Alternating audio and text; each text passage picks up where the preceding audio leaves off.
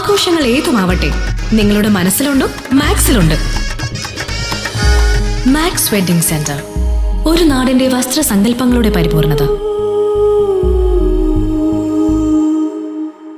പെരിന്തൽമണ്ണ നഗരസഭ 2025-26 വാർഷിക പദ്ധതിയുടെ ഭാഗമായി വികസന സെമിനാർ സംഘടിപ്പിച്ചു.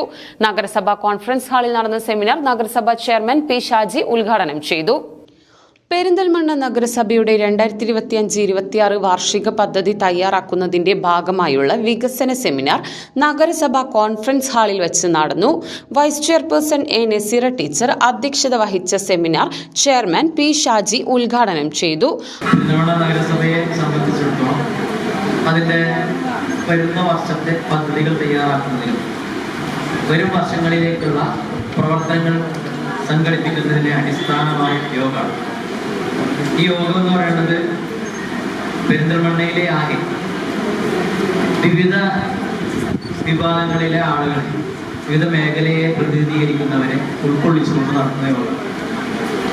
ആ യോഗത്തിൽ അങ്ങനെ നടക്കുന്നതിന് കാരണം നമ്മളെ നഗരസഭയിലെ വിവിധ മേഖലകളിലെ ഭാവി പ്രവർത്തനങ്ങൾ അത് കാലഘട്ടത്തിനനുസരിച്ച് മാറ്റുകയും അതിനനുസരിച്ച് പരിഷ്കരിക്കുകയും പ്രായോഗികമാക്കുകയും അതിനാവശ്യമായിട്ടുള്ള ഇടപെടലുകളും പരിപാടികളും ചർച്ചകളും നടത്തുക എന്നുള്ളതുകൊണ്ടാണ് അത്തരത്തിൽ എല്ലാ മേഖലകളിൽ നിന്നും ആളുകളെ അതിൽ ഉൾപ്പെടുത്തിയിട്ടുള്ളത്.